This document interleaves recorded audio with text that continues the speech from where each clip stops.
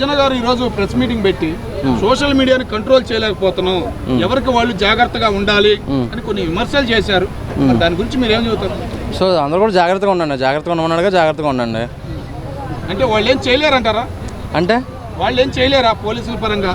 పోలీసులు ఫేక్ వీడియోలు పెట్టే వాళ్ళ మీద చర్యలు తీసుకోవడం కానీ వాళ్ళ మీద తగిన చర్యలు ఏం తీసుకోలేరంటారా? అంటే చట్టం దాని పని తను చేసుకుంటూ పోతుందండి. పెట్టేటోళ్ళని పెట్టుకుంటారు, చేసేటోళ్ళని చేసుకుంటారు. సో ఈ రోజుల్లో మనకి దేవుడైనా ఒక గొప్ప వరం ఇచ్చాడంటే కనుక అది ఒక సోషల్ మీడియా అని చెప్పుకోవచ్చు అని చెప్పి అనుకుంటున్నా. సో ఈ రోజుల్లో అంటున్నారు కానీ అదే ఇన్స్టాగ్రామ్ లో లవర్స్ పెరిగిపోతున్నారు, అదే యూట్యూబ్ పరంగా డబ్బులు పోగొట్టుకుంటున్నారు, అదే సోషల్ ఫేస్బుక్ పరంగా రకరకాలుగా జరిగిపోతున్నాయి విమర్శలు అంటున్నారు. బయటికి చెప్పలేక నలిగిపోతున్నారు అని అంటున్నారు. దాని గురించి ఏమంటారు? అది ఒక తెలివైనడు ఒక తెలివి తక్కువ మోసం చేయడం అనేది స్ట్రాటజీ అండి. సో దానివల్ల ఈరోజు 10,000 పోయేది రేపు ₹1,00,000 పోతుంది కదా. సో చిన్నగానే ఇప్పుడే వాళ్ళు ఇంప్రూవ్ చేసుకుంటారు కదా. సో వాళ్ళకి ఏంటంటే ముందు జాగ్రత్త నేర్పించడం అనేది చిన్న స్టంట్లు అనమాట. లోపం అంటారు. సో ఎవరైతే పోగొట్టినా వాడే తప్పు అంటున్నాను. తీసుకున్నా కూడా వేస్ట్ అని చెప్పి అనుకుంటున్నాను. ఎందుకంటే ఒకసారైనా కదా దాన్ని ఏమంటారు, షవరం అయితేనే కదా వివరం తెలిసేది అంటారు. సో ఒకసారి షవరం అయితేనే బెటరు. సో ఏమండి కష్టపడి పని చేస్తామండి. కష్టపడి పని చేస్తే అప్పుడు మళ్ళీ పోగొట్టుకున్న దాని గురించి వాల్యూ తెలుస్తుంది. ప్రాణాలే పోతున్నాయి కదా, మళ్ళీ కష్టపడే ఆలోచన రాకుండా ప్రాణాలే తీసుకుంటున్నారు కదా, వాళ్ళ గురించి మళ్ళీ పునర్జన్మ ఉంటుంది కదండి. పునర్జన్మ లేకుండా ఎక్కడ ఉండదు కదా. ఆయన సార్ చెప్పిన మాటల ప్రకారం మీరేమనుకుంటున్నారు? అంటే సార్ మనం ఎప్పుడు తప్పట్టము. సార్ డిపార్ట్మెంట్ ఉన్నారు కాబట్టి ఆయన మంచిగా చెప్పాలి కాబట్టి మంచిగా చెప్తాడు ఆయన. సో లేదండి, నేను ఎప్పుడు నా గుడికి వెళ్ళినప్పుడు చేయించుకుంటాను. అంటే సోషల్ మీడియాలో కొత్త వ్యక్తిని పరిచయం చేసుకోవడం మంచిదే అంటారు అయితే? కొత్త వ్యక్తులు ఇప్పుడు ఎగ్జాంపుల్ కొత్త వ్యక్తి పరిచయం అయింది అనుకోండి, ఏదైనా ఒక బిజినెస్ ఐడియా ఉందనుకోండి, నేను ఒక ఇన్వెస్టర్ అయిన అనుకోండి, ఒక బిజినెస్ డెవలప్మెంట్ అవుతుంది కదా. సో ఒక కొత్త వాళ్ళని పరిచయం చేయడం అనేది చాలా గుడ్నెస్ అని చెప్పి నేను అనుకుంటున్నాను. అంటే కొత్త వ్యక్తులు బిజినెస్ పరంగానే మెసేజ్లు కానీ కాల్ కానీ చేస్తారంటారు. ఆఫ్ కోర్స్ మరి 2 దాకా 3 దాకా చూస్తున్నారు కదా, దాని గురించి ఏమంటారు? ఏమండి సాఫ్ట్వేర్ కంపెనీలు అంటే నైట్ షిఫ్ట్ అలాగే ఉంటాయండి. 2 గంటలు 3 గంటలకు ఉంటాయండి. మీరు ఇక 2 గంటలు 3 గంటలు ఇక చూస్తే కనుక ఇక అదే అనుకుంటారా ఏంది? సో 2 గంటలు 3 గంటలు భక్తి టీవీ చూడరా, వేటి న్యూస్ చూడరా, ఇక ఆ టైం వరకు చూస్తారు. ఇక షిఫ్ట్ అయిపోతుంది. ఆ టైం అయినాక ఇక బయటకు వెళ్ళి టిఫిన్ చేస్తారు. సో దాన్ని తప్పడతారు. నేను ఓన్లీ 1 డే చూసాను అంతే. మిగతా పడుకున్నానండి నేను అంతేనండి. సో సోషల్ మీడియాని ఫస్ట్ ఆఫ్ ఆల్ తప్పు పట్టడం మరి మానుకోవాలి. సోషల్ మీడియా లేదంటే కనుక ఎంత ముందులాగా పూర్వకాలంలో పౌరాలకి లెటర్లు రాసి ఆ పౌరాన్ని అక్కడికి పంపించుకొని 4-5 రోజులు టైం పడుతుంది. సోషల్ మీడియా వచ్చాక వాట్సాప్ టక్కన నొక్కితే టక్కన వెళ్తుంది అంతే. సో దయచేసి ఎవరు కూడా సోషల్ ఏమండి సోషల్ మీడియా వల్ల ఎక్కువగా బెనిఫిట్స్ కాదు, మొత్తం బెనిఫిట్స్ ఉన్నాయి. డిసప్పాయింట్మెంట్ అంటూ ఏం లేదు. చెప్పండి. ఇంకా ఈ హత్య కేసులు కానీ ఇవన్నీ జరుగుతున్నాయి దేనికోసం అంటారు? దేని వల్ల అంటారు? యూట్యూబ్ వల్ల, ఇన్స్టాగ్రామ్ లో, సోషల్ మీడియా వల్ల కాదంటారా? అంటే మీరు దానికి ఉన్న బెనిఫిట్స్ చెప్పడం మానేసి దానికి ఉన్న డిగ్రేడ్స్ చెప్తే ఎట్లా మీరు చెప్పండి? అంటే పిల్లలు ఇప్పుడు ఎక్కువగా చెడిపోతున్నారు సెల్ ఫోన్లు వాడి, అది మంచిదే అంటారు అయితే సోషల్ మీడియా వల్ల? ఇప్పుడు పిల్లలు చాలా మంది ఐక్యూ పవర్ పెరుగుతుంది. మీకు తెలుసా? మీకు మన ఒక సర్వే జరిగింది చూసారా మీరు? సర్వేలో ఐక్యూ పవర్ ఎంత పెరిగిందో తెలుసా? మొబైల్ చూడడం వల్ల. సో ఇప్పుడు మొబైల్ చూడడం వల్ల మనకి వేరే దేశాల్లో ఏమవుతుంది అనేది సోషల్ మీడియాలో తెలుస్తుంది. ఇప్పుడు మనం డ్యూటీలో ఉంటామండి, డ్యూటీలో ఉండి మనకి డ్యూటీలో టీవీ ఉండదుగా. సో చేతిలో సోషల్ మీడియానే ఉంటుంది. అక్కడ ఏం జరుగుతుందో సోషల్ మీడియాలో తెలుస్తుంది. అంటే ఇప్పుడు చిన్న పిల్లలకు కూడా స్పెట్స్ అవి వస్తున్నాయి, అది మంచిదే అంటారు అయితే? అంటే ఇప్పుడు సోషల్ మీడియా చూడకపోతే స్పెట్స్ రావా? వస్తాయి అవి కూడా. ఈ మధ్య కాలంలో అందరికీ స్పెట్స్, ఎందుకంటే ఎక్కువగా ఫోన్ చూడడం వల్ల స్పెట్స్ వస్తున్నాయి. ఇప్పుడు నాకు స్పెట్స్ పెట్టుకున్నాను సైట్ వల్ల కాదు, స్టైల్ కోసం పెట్టుకున్నా. కాదు, నార్మల్ గా స్పెట్స్ పెట్టుకుంటున్నారు కదా, అది కేవలం ఫోన్లు వాడకం వల్లనే అని చెప్పి చాలా వరకు తేలుతుంది. అంటే డస్ట్ వల్ల కూడా రావచ్చండి. దానికి ఓన్లీ ఫోన్లే ఇది చేస్తే అని చెప్పడం తప్పు కదా. ఇప్పుడు మా టీవీ చూస్తారు, ఈటీవీ చూస్తారు, జెమిని టీవీ చూస్తారు, స్లైట్ రాదా? వస్తుంది, కామన్. టోటల్ గా సార్ చెప్పిన మాటలు మంచిది అంటారా కాదంటారా? మీరు మీ ఉద్దేశం ఏంటి? నేను ఒక 2 days ఆగి చెప్తాను. దాని గురించి ఇంకా రీసెర్చ్ చేయలేదు, రీసెర్చ్ చేసి చెప్తాను నేను. ఏమండి అర్థం కాలే? త్రివిక్రమ్ అట్లా ఏం లేదండి. నేను ఉన్న ఫ్యాక్ట్స్ చెప్తాను.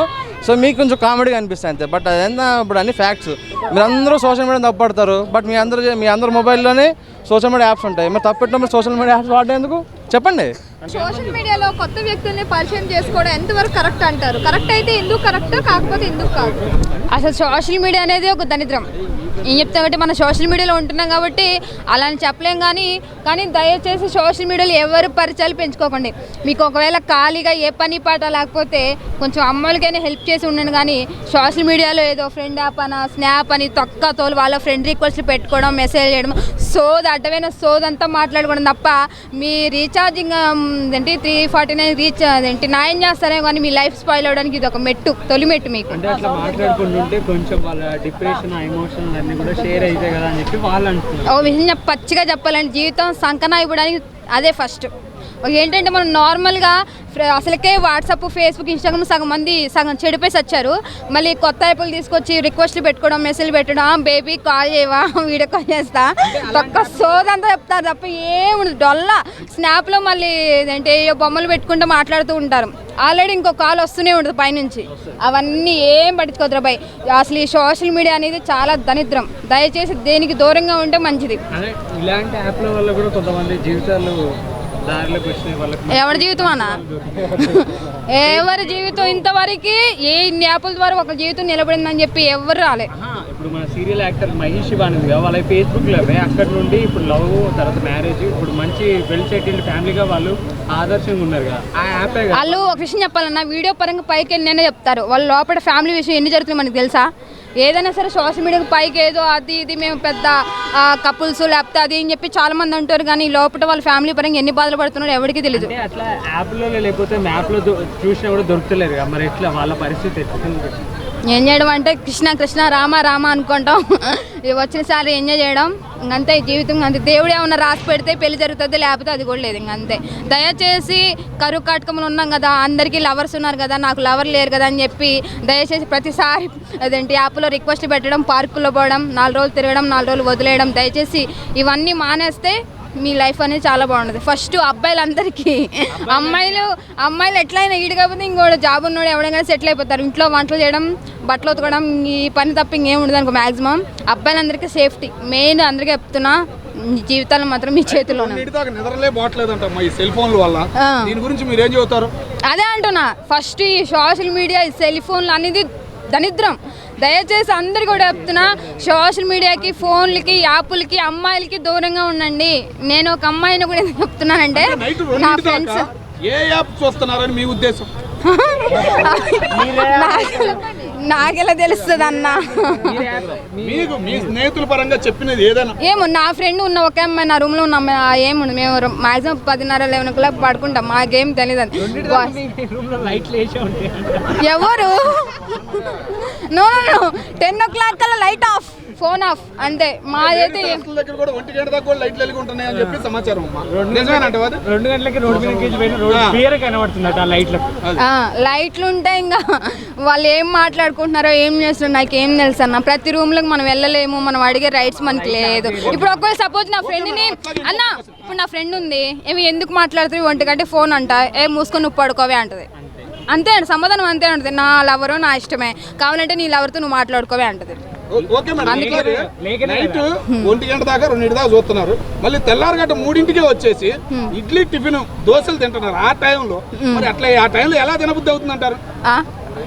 అంటే ఫోన్ కి టీవీలో సంబంధమే ఉందన్న. చూసే ఆ టిఫిన్ ఆ టయానికి తింటున్నారని విమర్శలు వస్తున్నాయమ్మా. మన ఐజీ గారు కూడా ఈ రోజు ఆ మాట అన్నారు. చాలా మందికి టిఫిన్లు పాపం నైట్ నిద్ర లేకుండా రోడ్ల మీద అమ్ముకుంటారు కన్నా, వాళ్ళకైనా కొంచెం మనీ వస్తుంది కదా, కొంచెం పేరెంట్స్ కైనా ఉపయోగం లేదు. ఆ టైంలో తినబుద్ధి అవుతా 2-3 అర్ధరాత్రి 2-3 తినబుద్ధి అయితే ఇంకా ఇదేంటి ఏదో అంటారు కదా పన్నా, అది మతి లేఖం కాదు. వాడు ఇంకంతే, వాడు ఒక కామంతో కూరుకున్నాడు. తయారవుతుందా సెల్ ఫోన్ చూడడం వల్ల? సెల్ ఫోన్లే కానీ, అమ్మాయిలు పిచ్చే కానీ, ఏ పని పాట లేని ఎదవలు బయట చాలా మంది తిరుగుతుంటారు. కాబట్టి ఏం దోచక మైండ్ అనేది రిలీఫ్ అవ్వక ఏముంది, టైంతో మనకి పనే ఉందిరా, తిన్నామా, తిరిగామా, అమ్మోళ్ళు రీఛార్జ్ చేశారా, ఎంజాయ్ చేసామా, ఆ గతం అంతే. ఆ బాయ్స్ హాస్టల్ అంతే, గర్ల్స్ అయినా హాస్టల్ అంతే. ఇప్పుడు అమ్మాయిలు కూడా అంతే సేమ్. 12 అయితే మనకి ఎందుకే మాట్లాడదాం, వీడియో కాల్ చేస్తున్నాడా, వాడు చేస్తున్నాడు, వీడు చేస్తున్నాడా, అది అంతే సిచ్యువేషన్. దయచేసి అందరికీ చెప్తున్నా, అబ్బాయిలు చాలా జాగ్రత్త. ఎందుకంటే మేము చూస్తున్నాం కాబట్టి అమ్మాయిల మైండ్ సెట్ ఎలా ఉందో నాకు అర్థమవుతుంది కాబట్టి. కానీ నన్ను మాత్రం బ్యాడ్ అనుకో మాకొద్దు. నేను చూస్తున్న సిచ్యువేషన్స్ అది అబ్బాయిలందరూ చాలా జాగ్రత్తగా ఉండండి, ఓకేనా? రూమ్ లో జరిగింది ఇట్లాంటిది? నా రూమ్లో ఏం జరగలే అన్న. నా రూమ్లో ఉన్నది ఒకే అమ్మాయి. అట్లా దానికి సోషల్ మీడియాలో ఫేక్ ప్రొఫైల్స్ ని గుర్తించకపోవడం యువతలు తప్ప, లేదు అంటే ప్లాట్ఫామ్లు తప్ప అంటారు? అన్న ఒక విషయం చెప్పనా, ఒకటి ఏంటంటే పని పాట ఏం లేకుండా ఫేక్ ఐడీలు పెట్టుకోవడం, ఫేక్ మెసేజ్ పెట్టడం. అమ్మాయి డీపీ కనపడిందంటే చాలు అసలు ఇంకా రిక్వెస్ట్ పెట్టడం, అమ్మాయి యాక్సెప్ట్ చేసిందా, మెసేజ్ పెట్టామా, ఏ టైంకి ఏం రెస్పాన్స్ అవుతుంది, దానికి మెసేజ్ కోసం కొంతమంది జీవితాల్లో వెయిటింగ్ చేస్తారు, కొంతమంది ఏం ఉండదు. మెసేజ్ చేసింది అనుకో మహా అయితే మనీ అడుగుతుంది. ఫస్ట్ థింగ్ ఒక అమ్మాయి సైకాలజీ, ఒకడేమైనా రిక్వెస్ట్ యాక్సెప్ట్ చేస్తే 1000 రూపాయలు కొడతావా, 500 కొడతావా, నీ అడ్రస్ ఏంటి, ఇది తప్ప ఏ టాపిక్ ఉండదు. దయచేసి అందరికీ అదే చెప్తున్నా. ఫేక్ న్యూస్లు, ఫేక్ ఐడీలు, ఫేక్ అమ్మాయిలే అడుగుతున్నారు అంటున్నావు, అమ్మాయిలే అబ్బాయిలు వేస్తారని విమర్శలు కూడా ఉన్నాయి, దాని గురించి ఏమంటారు? చేస్తున్నారు. వాళ్ళ దోలు నేనేం చేయను, వాళ్ళు అలా చేసుకుంటే నేనేం చేయను. వాళ్ళకి డబ్బులు ఎక్కువై నేను అరే బాయ్ డబ్బులు ఎక్కువై ఉంటే కొంచెం లేని వాళ్ళు చాలా మంది రోడ్ల మీద బతుకుతున్నారు, వాళ్ళకి ఏమైనా హెల్ప్ చేస్తే మంచిది. లోనే ఉన్నారు వాళ్ళందరూ కూడా, యాప్స్ లోనే ఉన్నారు. అదే అన్న, ఒకటి గట్టిగా ఒక అమ్మాయి షాక్ కట్టి తగిలితే ఇంకొకటి అమ్మాయి జోలికి వెళ్ళాడు. వద్దురా నాయన ఈ అమ్మాయిలతో నాకు వద్దు. ఆల్రెడీ ఒక 2-3 బాయ్స్ నేను చెవులు విన్నా, వద్దురా నాయన ఈ అమ్మాయిలతో పెట్టుకోకూడదు అని చెప్పి వచ్చింది. అదే అప్పటి మట్టుకే దాని తర్వాత లేదన్న, పాపం చాలా మంది బాయ్స్ అలా కనిపిస్తారు కానీ లోపల పెయిన్ అనిపిస్తూనే ఉంటారు. అది మేము చూసాము, అది మా ఫ్రెండ్ విషయంలో జరుగుతుంది. కాబట్టి దయచేసి ఏ అబ్బాయి అయినా ఏ అమ్మాయి జోలికి వెళ్ళకండి. మెయిన్ సోషల్ మీడియా జోలికి వెళ్ళొద్దు, ఏ యాప్లను పట్టించుకోవద్దు. మెయిన్ ఫ్రెండ్ రిక్వెస్ట్లు మానుకోండిరా బాబు, మీ దండం పెడతా.